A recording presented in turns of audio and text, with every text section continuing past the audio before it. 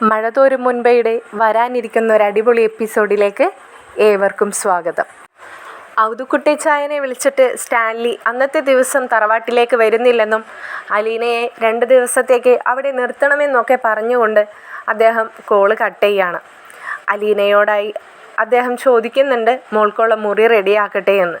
അലീന അപ്പം തന്നെ പറയുന്നുണ്ട്, വേണ്ട ചാച്ച, ഞാനിവിടെ ആൻറ്റിയുടെ ഒപ്പം തന്നെ കിടന്നോളാം, എനിക്കായിട്ട് ഇനി മുറിയൊന്നും ഒരുക്കണ്ടെന്ന്. നിനക്ക് അങ്ങനെയാണ് ഇഷ്ടമെങ്കിൽ അങ്ങനെ തന്നെ ആയിക്കോട്ടെ എന്ന് ചാച്ചൻ പറയുമ്പോൾ റാണിയും പറയുന്നുണ്ട്, മതി ചാച്ച, അലീന എനിക്ക് ഒരുപാട് കഥകളൊക്കെ പറഞ്ഞു തരാമെന്ന് പറഞ്ഞിട്ടുണ്ട്. എൻ്റെ മോളെ കുറുക്കൻ കൊണ്ടുപോയ കഥയൊക്കെ പറഞ്ഞു തരാമെന്നാണ് പറഞ്ഞിരിക്കുന്നത്. ആ കുറുക്കനെ പിടിക്കാൻ പോകാനായിട്ട് ഞങ്ങൾ രണ്ടാളും വേറൊരു കഥയുണ്ടാക്കും. അതൊക്കെ പറഞ്ഞ് ഞങ്ങൾ കിടന്നുറങ്ങിക്കോളാം. ചാച്ചൻ എന്തായാലും പോയി കിടന്നുറങ്ങാൻ നോക്കുന്നൊക്കെ എന്തൊക്കെയോ ബോധമില്ലാത്ത രീതിയിൽ സംസാരിക്കുകയായിരുന്നു റാണിമോൾ. അലീനയോടായി ചാച്ചൻ പറയുന്നുണ്ട്, കിടക്കാൻ നേരത്ത് അവൾക്ക് കൊടുക്കാനുള്ള ആ മെഡിസിൻ എടുത്ത് കൊടുത്തേക്കണേ മോളെ എന്ന്. അലീന പറയുന്നുണ്ട്, അതൊക്കെ ഞാൻ നോക്കിക്കോളാം, ചാച്ചൻ സമാധാനമായിട്ട് എന്നെ പോയി കിടന്നുറങ്ങിക്കോളാം പറഞ്ഞുകൊണ്ട് അദ്ദേഹത്തെ പറഞ്ഞു വിട്ട് അലീന കഥ കടച്ചു പൂട്ടുകയാണ്. മറ്റൊരു മുറിയിൽ റോബോട്ടും ആൻസിയും തമ്മിലുള്ള സംഭാഷണത്തിലായിരുന്നു. റോബോട്ടിനും ആൻസിക്കും അലീനയോട് കാണിക്കുന്നതൊക്കെ കുറച്ച് ക്രൂരതയാണെന്ന് ഇപ്പോൾ തന്നെ തോന്നി തുടങ്ങിയിരിക്കുന്നു. മുറിയിലുണ്ടായ കളിയും ചിരിയുമെല്ലാം റോബോട്ട് കാണുന്നുണ്ടായിരുന്നു. അലീനയുടെ സാമീപ്യം റാണിമോൾക്ക് എന്തെന്നില്ലാത്തൊരാശ്വാസം പകരുന്നുണ്ടെന്ന് റോബോട്ടിന് മനസ്സിലായി. തൻ്റെ സഹോദരിയുടെ മാനസിക നില പഴയ പോലെ തിരിച്ചു കൊണ്ടുവരാൻ അലീനയ്ക്ക് കഴിയുമെന്നൊരു തോന്നൽ അദ്ദേഹത്തിൻ്റെ മനസ്സിലൂടെ കടന്നു പോവുകയായിരുന്നു. എന്നാൽ അദ്ദേഹം ആൻസിയോട് അത് തുറന്ന് പറയുന്നുമുണ്ട്. ആൻസിയും പറയുന്നുണ്ട്, അത് ആ കുട്ടിക്ക് അതിൻ്റേതായ എന്തോ ഒരു കഴിവുണ്ട് കേട്ടോ. എന്താന്ന് വെച്ചാൽ റാണിമോളോട് മാത്രമല്ല, നമ്മളോട് സംസാരിക്കുമ്പോഴും അവൾക്കൊരു പ്രത്യേക ഒരു വ്യത്യാസമുണ്ട് നമ്മളോടൊക്കെ സംസാരിക്കുന്ന കാര്യത്തിൽ. ഓരോരുത്തരോടും എങ്ങനെയാണ് സംസാരിക്കേണ്ടതെന്നൊക്കെ അവൾക്ക് അറിയാം എന്നൊക്കെ പറയുകയാണ്. റോബോട്ട് പറയുന്നുണ്ട്, നീ അവളോട് സംസാരിച്ചായിരുന്നോ? എങ്ങനെയാണ് സംസാരിക്കുന്നത്? നിങ്ങളെയൊക്കെ പേടിച്ചിട്ട് ആ കൊച്ചു ചോദിക്കുന്നതിന് മാത്രം മറുപടി പറഞ്ഞ് ഞാൻ അങ്ങ് ഒഴിഞ്ഞു മാറുമായിരുന്നു. എനിക്ക് വല്ലാത്ത വിഷമം തോന്നി. നിങ്ങളൊക്കെ പറഞ്ഞതുകൊണ്ടാണ് ഞാൻ അങ്ങനെ. എടീ, അത് പിന്നെ ഇവൾ വന്ന് കയറിയപ്പോൾ നമ്മൾ വിചാരിച്ചത് എന്താ, നമ്മുടെ ഇച്ചായൻ്റെ സ്വത്തും പണവും ഒക്കെ കണ്ടിട്ട് അതൊക്കെ തട്ടിയെടുക്കാൻ വന്നിരിക്കുന്നതാണെന്നല്ലേ. ഇതിൻ്റെ സ്വഭാവം ഇങ്ങനെയാണെന്നൊക്കെ നമ്മൾ അറിഞ്ഞോ? ഇനിയിപ്പോൾ ചായന്മാരോട് കൂടി ഒന്ന് ആലോചിക്കണം ഈ കൊച്ചിൻ്റെ കാര്യത്തിൽ എന്തെങ്കിലും തീരുമാനമെടുക്കാൻ. കാരണം ഒരു ശത്രുവിനെ പോലെ അതിനെ കൊണ്ട് നടക്കണ്ടെന്ന് ഇച്ചായന്മാരോടും കൂടി എന്തായാലും ഒന്ന് പറയണം. ഇന്ന് വന്ന പോലെ നാളെയും അവരോടിങ്ങ് വരാൻ വിളിച്ച് പറഞ്ഞാലോ? നിങ്ങളുടെ ഇച്ചായന്മാരല്ലേ, നിങ്ങളെല്ലാവരും കൂടിയല്ലേ ഇങ്ങനെ ഒരു കാര്യം ആലോചിച്ച് തീരുമാനമൊക്കെ എടുത്തിരിക്കുന്നത്. നിങ്ങൾ തന്നെ വിളിച്ച് പറഞ്ഞോ, ഈ ചായന്മാരെന്താ പറയുന്നതെന്ന് നമുക്കൊന്നറിയാലോ. റോബോട്ടിൻ്റെ മക്കൾ അവിടെ കിടപ്പുണ്ടായിരുന്നു. അവരിതെല്ലാം കേൾക്കുന്നുണ്ടായിരുന്നു. റോബോട്ടിനോടായിട്ട് മക്കൾ പറയുകയാണ്, പപ്പ, പുതിയത് വന്ന ചേച്ചി ഉണ്ടല്ലോ, പാവാണ് കേട്ടോ, നിങ്ങൾ എന്തിനാ ചേച്ചിയെ വഴക്കൊക്കെ പറയുന്നത്? വെല്ലിപ്പിച്ചായൻ ചേച്ചിയെ വഴക്ക് പറഞ്ഞപ്പോഴേ ഞങ്ങൾക്കും വല്ലാത്ത വിഷമം തോന്നി. ചേച്ചി അവിടെ ഡൈനിങ് റൂമിൽ നിങ്ങളുടെ ഒപ്പം ഭക്ഷണം കഴിച്ചു എന്ന് കരുതി എന്താ കുഴപ്പം? അത് ഞങ്ങളുടെ മൂത്ത വെല്ലിപ്പിച്ചായൻ്റെ മോളാണെന്നല്ലേ പറഞ്ഞത്. അപ്പോൾ ഞങ്ങളുടെ ഒപ്പം ചേച്ചി കളിക്കുന്നത് കൊണ്ടും ഭക്ഷണം കഴിക്കുന്നത് കൊണ്ടൊന്നും ഒരു കുഴപ്പമില്ല. നിങ്ങളായിട്ടാണ് ഓരോന്ന് അങ്ങനെ ആ ചേച്ചിയെ പറഞ്ഞ് വഴക്ക് പറയുന്നതെന്നൊക്കെ ആ കുഞ്ഞുങ്ങൾ പറയുന്നത് കേൾക്കുമ്പോൾ പോലും അയാൾക്ക് വല്ലാത്ത വിഷമം തോന്നുകയാണ്. അയാൾ കുഞ്ഞുങ്ങളോടായിട്ട് നിങ്ങൾ കിടന്നുറങ്ങാൻ നോക്ക്, പിന്നെ നാളെ ആ ചേച്ചിയെ കാണുമ്പോൾ നിങ്ങൾ ഞാൻ പറഞ്ഞതൊന്നും മനസ്സിൽ വെച്ചിട്ട് പെരുമാറാനൊന്നും നിൽക്കണ്ട, ചേച്ചിയോട് സന്തോഷത്തോടു കൂടി തന്നെ സംസാരിച്ചോളൂ കേട്ടോ എന്ന് പറഞ്ഞുകൊണ്ട് അദ്ദേഹം മക്കളെ ആശ്വസിപ്പിക്കുകയാണ്. ആൻസിയോടായിട്ട് അദ്ദേഹം പറയുന്നുണ്ട്, നീ ആ ഫോൺ ഇങ്ങെടുത്തേ, ഞാൻ എന്തായാലും റോബിച്ചായനെ ഔസേപ്പച്ചായനെയും ഒന്ന് വിളിച്ച് കാര്യങ്ങളൊക്കെ ഒന്ന് പറയട്ടെ. ഉടനെ തന്നെ റോബർട്ട് അവരെ 2 ആളെയും ഫോണിൽ വിളിക്കുന്നുണ്ട്. അവരോട് 2 ആളോടുമായി പറയുന്നുണ്ട്, നിങ്ങളോടേ അത്യാവശ്യമായിട്ട് ഒരു കാര്യം സംസാരിക്കാനുണ്ടായിരുന്നു, നിങ്ങളൊന്ന് നാളെ രാവിലെ ഇന്ന് വന്ന പോലെ ഒന്ന് വന്നേക്കണേ എന്ന്. അപ്പോൾ അവർ ചോദിക്കുന്നുണ്ട്, നിനക്ക് ഇപ്പം ഈ പറയുന്ന പോലെ അങ്ങ് കാര്യം പറഞ്ഞാൽ പോരെ? പറ്റത്തില്ലെന്നേ, നേരിട്ട് പറയാനും ഒരു കൂട്ടം കാണിച്ചു തരാനും ഉണ്ട്. അതെന്താടാ, ഇന്ന് വന്നപ്പോൾ നിനക്ക് കാണിച്ചു തരാനും കൂട്ടം കാണിച്ചു തരാനും പറയാനും ഒന്നും ഉണ്ടായിരുന്നില്ല? അപ്പോൾ ഒന്ന് നാളിങ്ങ് വാന്നേ, എന്തിത്ര മലമറിക്കാനുള്ള പണി. ശരി എന്നാ ഞാൻ വെച്ചേക്കുക, അപ്പം നാളിങ്ങ് എത്തിയേക്കണം കേട്ടോ. ഇതേ സമയം റോബർട്ട് ഔസേപ്പച്ചായനെ വിളിച്ച് വിവരങ്ങളൊക്കെ പറയുന്നത് കേൾക്കുന്ന വത്സമ്മ കാര്യം തിരക്കുന്നുണ്ട്. അപ്പോൾ ഔസേപ്പച്ചായൻ പറയുന്നുണ്ട്, അത് ഇന്ന് ചെന്നായിരുന്നല്ലോ നമ്മൾ, അതിനെപ്പറ്റി എന്തോ പറയാൻ തന്നെയാണെന്ന് തോന്നുന്നു അവന്. നാളെയും ചെല്ലാൻ പറഞ്ഞ് വിളിച്ചിരിക്കുന്നതാ. എന്തായാലും പിള്ളേരെ കൊണ്ടുപോകണ്ട, നമുക്കെന്തായാലും ഒന്ന് പോയേക്കാം. അവിടെ ഇത്രയും പ്രശ്നങ്ങളൊക്കെ നടക്കുമ്പോൾ അവനെ മാത്രം നമ്മൾ ഒറ്റപ്പെടുത്തി ഇങ്ങ് പോകുന്നു അവനും തോന്നാൻ പാടില്ലല്ലോ എന്നൊക്കെ പറയാണ്. ഇതിൻ്റെ കൂടെ ആ വത്സമ്മ പറയുന്നുണ്ട്, നിങ്ങൾ എന്നാത്തിനാ ഇന്ന് ആ പെങ്കൊച്ചിൻ്റെ അടുത്ത് ഒരുമാതിരി വർത്താനമൊക്കെ പറഞ്ഞത്? എന്ത് വർത്താനം പറഞ്ഞു എന്ന്? ആ ഡൈനിങ് ടേബിളിൽ നിന്ന് ആ കൊച്ചിനെ എഴുന്നേൽപ്പിച്ച് വിടേണ്ട എന്താവശ്യമായിരുന്നു നിങ്ങൾക്ക്? അതൊക്കെ വളരെ മോശമാണ് കേട്ടോ ഇച്ചായ. ഒന്നില്ലെങ്കിൽ ഒരു പെൺകൊച്ചല്ലേ, ആ മര്യാദെങ്കിലും ഇച്ചായന് കാണിക്കായിരുന്നല്ലോ. നിങ്ങളുടെ ചേട്ടൻ്റെ മകളാണെന്നുള്ള സ്ഥാനമൊന്നും കൊടുക്കണ്ടെന്നേ, ആ വീട്ടിലൊരു വേലക്കാരിയാണെന്നുള്ള സ്ഥാനെങ്കിലും കൊടുത്തൂടെ? അത് ശരി, അങ്ങനെ തന്നെ ആടി കൊടുത്തേക്കുന്നത്. ആ വീട്ടിലെ ഏത് വേലക്കാരിയാടി കൊട്ടാരമറ്റത്തെ ഊണുമേശയിലിരുന്ന് ഭക്ഷണം കഴിച്ചിട്ടുള്ളത്? നീ ആൾ കൊള്ളാലോ. ഇന്നലെ കയറി വന്നവളൊന്നേ എന്നോട് വലിയ ചിലക്കാൻ നിൽക്കണ്ട, കിടന്നുറങ്ങാൻ നോക്ക് എന്ന് പറയുമ്പോൾ വീണ്ടും വത്സമ്മ പറയുന്നുണ്ട്, അതെ നമ്മുടെ മോളുണ്ടല്ലോ, അവളുടെ പ്രായമുള്ളൂ കേട്ടോ ആ അലീന എന്ന് പറയുന്ന കുട്ടിക്ക്. ആ പെങ്കൊച്ചിൻ്റെ മനശാപൊന്നും മേടിച്ചു വെക്കാൻ നിൽക്കണ്ട. എന്നാത്തിനാ ഇങ്ങനെയൊക്കെ? അതാ ഞാൻ ചോദിച്ചത്. അതാ പറഞ്ഞത് എന്നെ ഭരിക്കാൻ നീ വരണ്ടെന്ന്, കിടന്നുറങ്ങാൻ നോക്കാൻ. ഔസേപ്പച്ചായൻ വത്സമ്മയെ വിലക്കിക്കൊണ്ട് അവരെല്ലാവരും കിടന്നുറങ്ങുകയാണ്. പിറ്റേ ദിവസം പറഞ്ഞ പോലെ തന്നെ ബ്രേക്ക്ഫാസ്റ്റൊക്കെ കഴിച്ച് ഇരിക്കുന്ന സമയത്തേക്ക് കൊട്ടാരമറ്റത്തേക്ക് ആദ്യം വരുന്നത് ഔസേപ്പച്ചൻ്റെയും വത്സമ്മയുടെയും കാറ് തന്നെയായിരുന്നു. റോബർട്ട് അവരെ കാത്തു നിൽക്കുന്ന പോലെ തന്നെ സിറ്റൗട്ടിൽ തന്നെ ഇരിപ്പുണ്ടായിരുന്നു. അവർ വന്ന് കയറിയതും ഔസേപ്പച്ചായൻ റോബർട്ടിനോടായിട്ട് ചോദിക്കുന്നുണ്ട്, എന്നതാടാ വെളുപ്പാങ്കാലത്ത് തന്നെ മനുഷ്യന്മാരെ മെനക്കെടുത്താനായിട്ട് വിളിച്ചു വരുത്തുന്നത്? അത് പറയച്ചായ, റോബിച്ചനും കൂടി ഒന്നിങ്ങ് വന്നോട്ടെ. ഓ വന്നോട്ടെ, അവൻ വന്നിട്ട് തന്നെ നീ പറഞ്ഞാൽ മതിയെന്നേ. അല്ല, ആൻസിയും പിള്ളേരും ചാച്ചനൊക്കെ എവിടെ പോയി? ആൻസി കിച്ചണിയിലുണ്ട്, പിള്ളേർ മോളിൽ എന്തോ കളിക്കുന്നുണ്ട്. ചാച്ചൻ ഇവിടെ പറമ്പിൽ എവിടെയെങ്കിലും കാണും. ചാച്ചൻ എപ്പോൾ നോക്കിയാലും പറമ്പിൽ തന്നെയാണല്ലോ. പുതിയത് വന്ന ആളോ? അവള് റാണിമോളുടെ കൂടെ തന്നെയാ എപ്പോൾ നോക്കിയാലും. റാണിമോൾക്ക് എന്നാ ഉണ്ടടാ ഇപ്പോൾ? റാണിമോളുടെ കഥ കൂടി പറയാൻ തന്നെയാ നിങ്ങളെ ഞാൻ വിളിച്ചു വരുത്തിയത്. അവളുടെ കഥ എന്ത് പറയാനാടാ? അവളുടെ കാര്യത്തിൽ ഇനി നമ്മൾ എന്തിനി ചെയ്യാനുള്ളത്? നിനക്കെല്ലാം അറിയാവുന്നതല്ലേ. അതല്ല ഇച്ചായ. ആ വന്നല്ലോ. അവർ തമ്മിൽ സംസാരിച്ചിരിക്കുന്ന സമയത്ത് തന്നെയായിരുന്നു റോബിച്ചൻ്റെ കാറും അകത്തേക്ക് വരുന്നത്. റോബിച്ചൻ ഷിജിയെ കൊണ്ടുവരാതെയാണ് വന്നിരിക്കുന്നത്. റോബിച്ചൻ കാറ് തുറന്ന് പുറത്തേക്ക് ഇറങ്ങുമ്പോൾ തന്നെ റോബർട്ടിനോടായിട്ട് ചോദിക്കുന്നുണ്ട്, എന്നതാടാവുവേ എപ്പോൾ നോക്കിയാലും ഈ വിളിച്ചു വരുത്തൽ? നിനക്കിവിടെ ഇരുന്നിട്ട് ഒരു സമാധാനവും കിട്ടുന്നില്ലേ? അല്ലിച്ചായ, ഇത്രയും പ്രശ്നങ്ങളൊക്കെ ഇവിടെ നടക്കുമ്പോൾ എനിക്ക് വിളിക്കാനും പറയാനും നിങ്ങൾ തന്നെയല്ലേ ഉള്ളൂ. എൻ്റെ കാര്യങ്ങളും ഇവിടുത്തെ കാര്യങ്ങളും നിങ്ങളും കൂടി അറിഞ്ഞിരിക്കണമല്ലോ. അതുകൊണ്ട് തന്നെയാണ് ഇവിടെ വിളിച്ചു വരുത്തിയത്. ആ എന്നതാ കാര്യം? നിങ്ങളെന്തായാലും ടെറസിലോട്ട് നടക്ക്, ഞാനെന്തേ വരികയാണ്. 3 പേരും കൂടി ടെറസിലേക്ക് കയറിപ്പോയി. കിച്ചണിലേക്ക് ചെല്ലുന്ന വത്സമ്മ ആൻസിയോട് ചോദിക്കുന്നുണ്ട്, എന്നതാ മോളെ കാര്യം? വീണ്ടും അവൻ എന്തിനാ ഇവരെയൊക്കെ ഇങ്ങോട്ട് വിളിച്ചു വരുത്തിയത്? എൻ്റെ പൊന്ന് ചേട്ടത്തി, ഒന്നും പറയണ്ട. എന്തായാലും നമുക്കിവിടെ നിന്ന് സംസാരിക്കണ്ട. അവർ പറയുന്നത് എന്താണെന്ന് നമുക്കും കൂടി മോളിൽ പോയി കേൾക്കാന്നേ. ഭർത്താക്കന്മാരുടെ പിറകെ തന്നെ അവരും കൂടി ചെല്ലാണ്. മൂവരും സംസാരം തുടങ്ങിയിട്ടുണ്ടായിരുന്നില്ല. റോബർട്ടിന് എന്ത് പറഞ്ഞു തുടങ്ങണമെന്നും ഒരു പേടിയുണ്ടായിരുന്നു. തൻ്റെ ഇച്ഛായന്മാർ എങ്ങനെയായിരിക്കും അതിനെ പ്രതികരിക്കുക എന്നോർത്തിട്ട്. ആൻസിയുടെ മുഖത്തേക്ക് റോബർട്ട് നോക്കുമ്പോൾ ആൻസി ചോദിക്കുന്നുണ്ട്, എന്നാത്തിനാ എന്നെ നോക്കുന്നേ? നിങ്ങൾക്ക് എന്നതാ പറയാനുള്ളതെന്ന് വെച്ചാൽ അങ്ങ് പറഞ്ഞൂടെ? എന്നതാടി രണ്ടും കൂടിയും കിടന്ന്? ഒന്നുമില്ല ചായ, അങ്ങേരെ തന്നെ പറയും എന്ന് ആൻസിയും പറയുകയാണ്. ഔസേപ്പച്ചായൻ ചോദിക്കുന്നുണ്ട്, എന്നതാടാ നീ കാര്യം പറയും?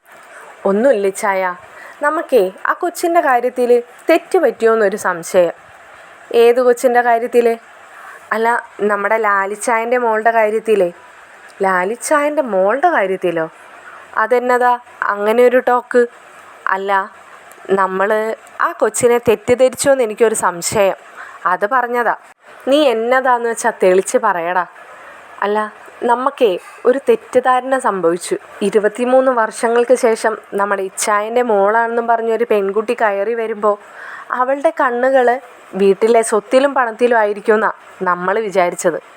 പക്ഷേ അല്ലെന്നേ, മനുഷ്യപ്പറ്റുള്ള കൂട്ടത്തില. ഒറ്റ രാത്രി കൊണ്ട് നീ ഇങ്ങനെ മാറിയോടാ? റോബോട്ടിനോടായിട്ട് റോബിച്ചൻ ചോദിക്കുകയായിരുന്നു. അപ്പോൾ റോബർട്ട് പറയുന്നുണ്ട്, ഞാനിവിടെ എല്ലാം കാണുന്ന ആളല്ലേ, അതുകൊണ്ടാണ് നിങ്ങളോടും കൂടി അതൊന്ന് പറയാമെന്ന് വിചാരിച്ചത്. നിങ്ങളിവിടെ വന്നതിന് ശേഷം ഇന്നലെയും ഇന്നുമായിട്ട് നമ്മുടെ റാണിക്കൊച്ചിൻ്റെ ശബ്ദം എന്തെങ്കിലും നിങ്ങൾ പുറത്ത് കേട്ടായിരുന്നോ? അല്ലെങ്കിൽ ഇപ്പുറത്താരെങ്കിലും വന്ന ബഹളം കേട്ട് കഴിഞ്ഞാൽ അവൾ അപ്പോൾ അവിടെ കിടന്ന് ഒച്ചയും ബഹളം കൊടുക്കുന്ന ആളല്ലേ? നിങ്ങളത് വല്ലതും ശ്രദ്ധിച്ചായിരുന്നോ? അത് ശരിയാ റോബർട്ടേ നീ പറഞ്ഞത്. ഇന്നലെയും ഇന്നുമായിട്ട് റാണിമോൾ ഇവിടെ ഉണ്ടെന്നുള്ള ഒരു അനക്കം പോലും സംഭവിച്ചിട്ടില്ല. എന്നതാ കാര്യം? എന്നതാണോ? ആ കൊച്ചേ അതുപോലെ റാണിയെ കൊണ്ടു നടക്കുന്നത്. 2 ദിവസം കൊണ്ട് തന്നെ റാണിക്കുണ്ടായ മാറ്റം, അവളെ ഒന്ന് കാണണമെന്നേ. ആ പഴയ പ്രസരിപ്പും ഒക്കെ തിരിച്ചു വന്ന പോലെ. പിന്നെ ഇടയ്ക്ക് അവളുടെ മകളെക്കുറിച്ച് അവൾ പറയുന്നുണ്ടെന്നല്ലാതെ വേറെ ഒരു ബഹളം പോലും അവൾ വെക്കുന്നില്ല. അവളോട് അലീന എന്തൊക്കെയോ പറഞ്ഞു കൊടുത്തിട്ടുണ്ട്. അവർ രണ്ടാളും കൂടി കൊച്ചിനെ അന്വേഷിച്ച് പോവാന്നൊക്കെയാണ് ഇന്ന് രാവിലെ എന്നെ കണ്ടപ്പോൾ പറഞ്ഞത്. അവളുടെ മുഖത്ത് വല്ലാത്തൊരു തെളിച്ചം സംഭവിച്ച പോലെ. എനിക്കതൊക്കെ കണ്ടപ്പോൾ അലീനയോട് നമ്മ ചെയ്തതൊക്കെ ഇത്തിരി ക്രൂരമായി പോയോന്നൊരു സംശയമുണ്ട് ചായ. റോബോട്ടിൻ്റെ സംസാരം കേട്ടിട്ട് ഔസേപ്പച്ചനും റോബിച്ചനും ഒന്നും മനസ്സിലാവാത്ത പോലെ ഇരിക്കുകയായിരുന്നു. എങ്കിലും അവൻ മനസ്സിൽ തട്ടിയാണ് ഈ കാര്യങ്ങളൊക്കെ പറയുന്നതെന്ന് ഔസേപ്പച്ചായന് മനസ്സിലായി.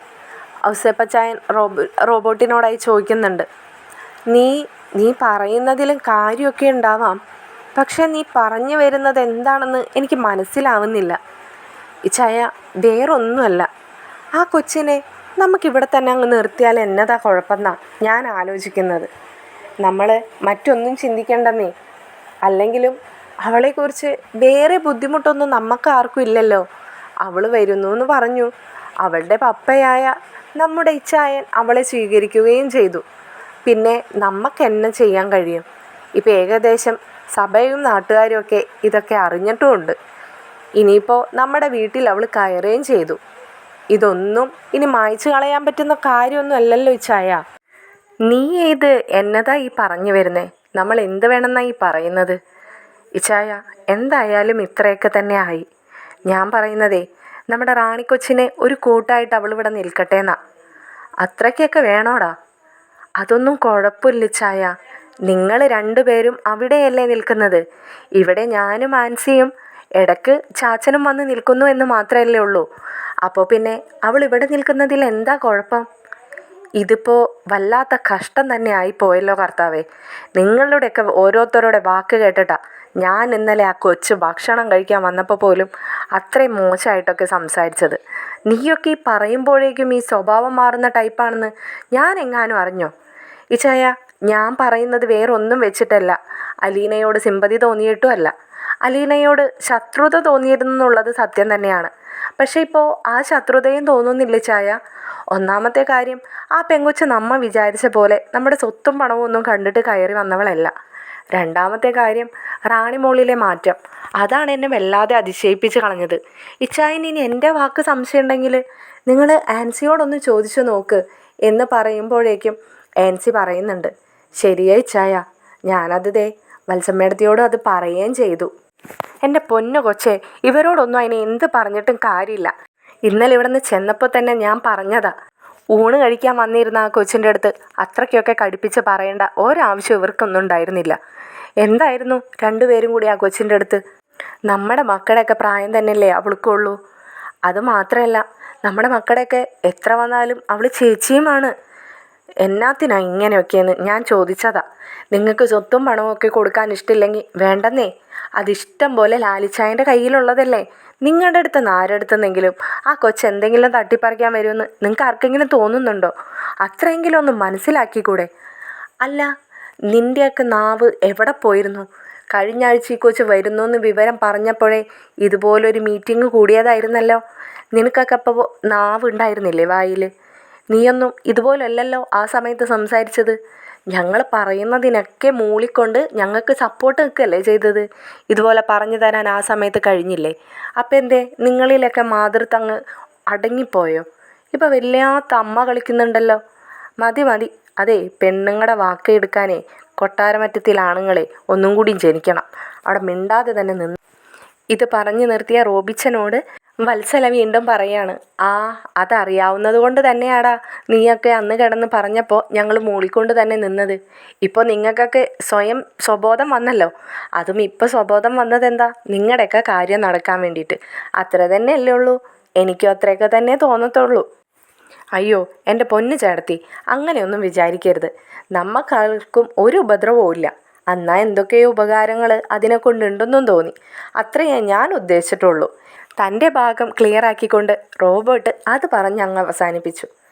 അതല്ല, ഞാൻ ചോദിക്കുന്നത് മറ്റൊരു കാര്യമാണ്.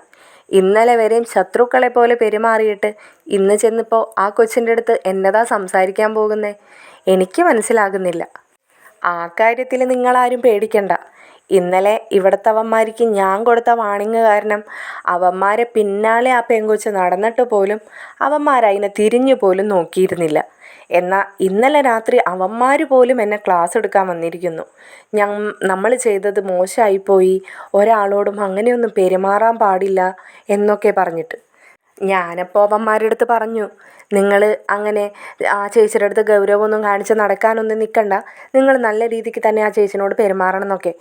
അത് കേൾക്കേണ്ട താമസം ഇന്ന് അവന്മാർ നേരം വെളുത്തപ്പോഴേക്കും ഓടി അതിൻ്റെ അടുത്ത് പോയിരിക്കുന്നു.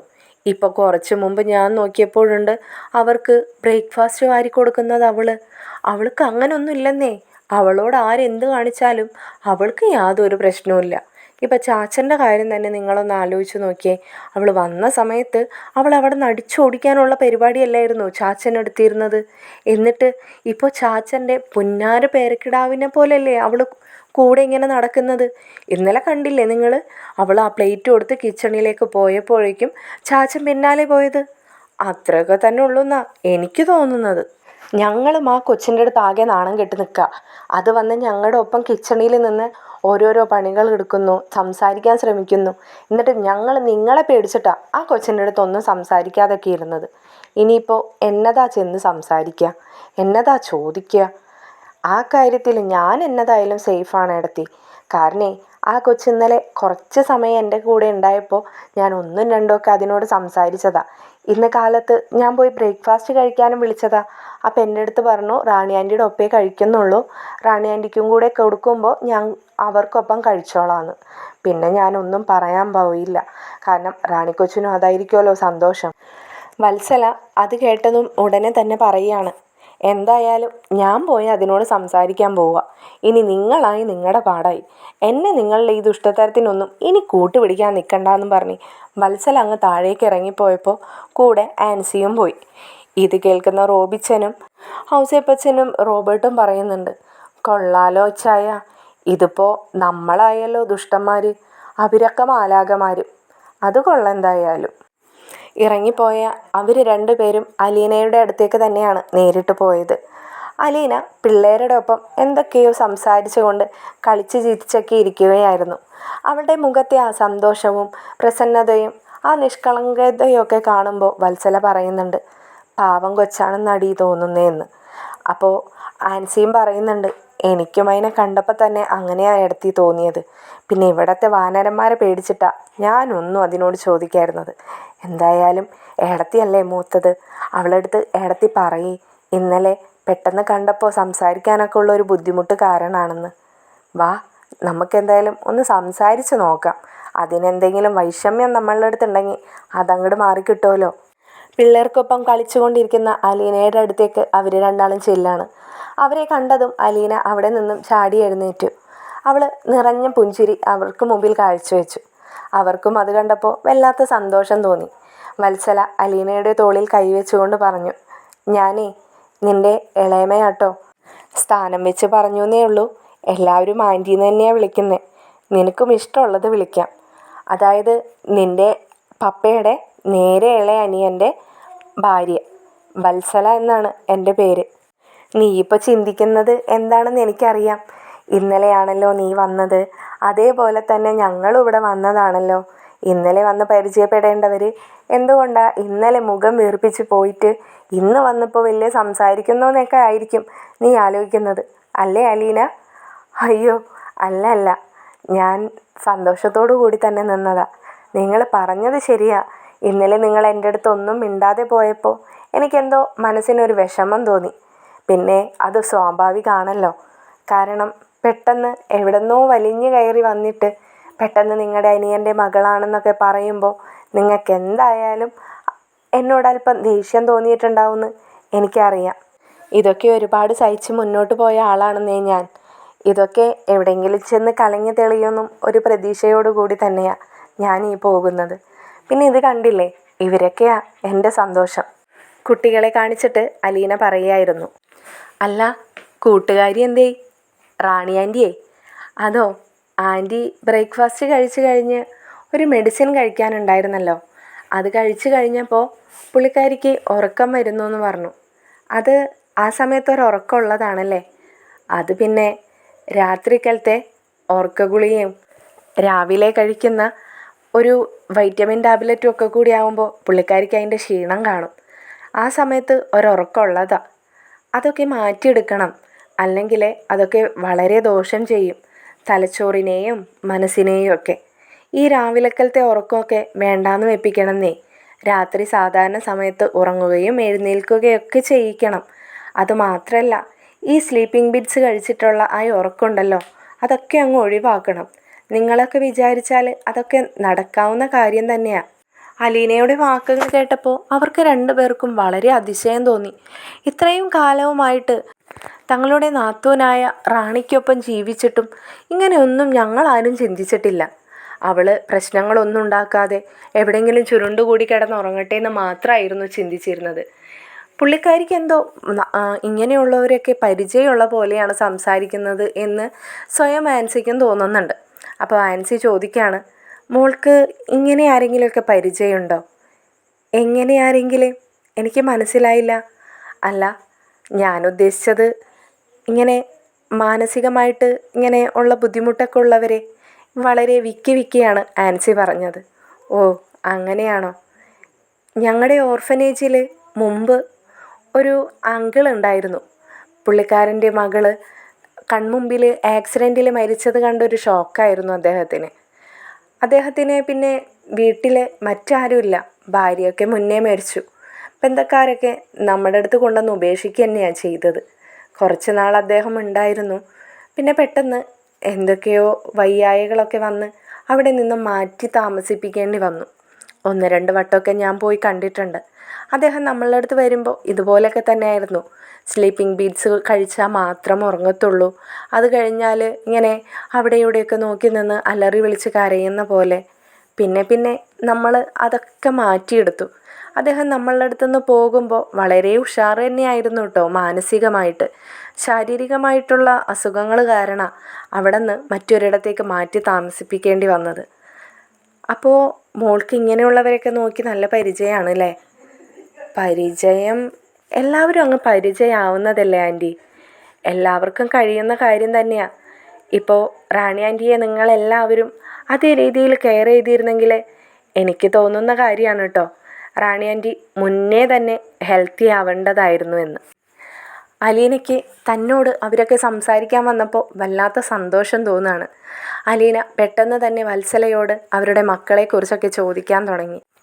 അവർക്ക് 2 മക്കളാണെന്നും ഒരാൾക്ക് ഏകദേശം നിൻ്റെ പ്രായം തന്നെ വരുമെന്നൊക്കെ പറഞ്ഞ് അവളോട് പരിചയപ്പെടുത്തുകയായിരുന്നു. അലീനയോടൊപ്പം പറയുന്നുണ്ട്, അടുത്ത വട്ടം വരുമ്പോൾ അവരുമായിട്ട് തന്നെ വരാം, നിനക്കപ്പോൾ അവരൊക്കെ കാണുകയും ചെയ്യാലോ, നിങ്ങളൊക്കെ പരിചയപ്പെട്ടിരിക്കേണ്ടവരുമാണ്. ഞാൻ അതിനെക്കുറിച്ചൊന്നും ആലോചിച്ചില്ല, അല്ലെങ്കിൽ ഞാൻ അവരെയും കൊണ്ട് തന്നെ വന്നേനേന്നൊക്കെ അലീനയോട് പറയുകയാണ്. ഇതേ സമയത്തായിരുന്നു പറമ്പിൽ നടക്കാൻ പോയ ചാച്ചൻ തിരിച്ചു വരുന്നത്. ചാച്ചന് വളരെ സന്തോഷം തോന്നുകയാണ് ആൻസിയും വത്സലയും ഒക്കെ അലീനയോട് സ്നേഹത്തോടു കൂടി തന്നെ സംസാരിക്കുന്നത് കാണുമ്പോൾ. ചാച്ചനപ്പോൾ അവരോട് വന്നിട്ട് ചോദിക്കുന്നുണ്ട്, നീ ഇതെപ്പോൾ എത്തി? പുറത്ത് കാറ് കിടക്കുന്നത് കണ്ടപ്പോഴേ തോന്നി എല്ലാവന്മാരും വന്നിട്ടുണ്ടല്ലോ എന്ന്. വന്നിട്ടുണ്ടോ? 2 പേരും മുകളിലുണ്ടോ? ഉണ്ട് ചാച്ച, അവർ 3 പേരും മുകളിലുണ്ട്. എന്താ രാവിലെ തന്നെ ഒരു കടിഘട്ടമായ ചർച്ച? അറിയത്തില്ല ചാച്ച.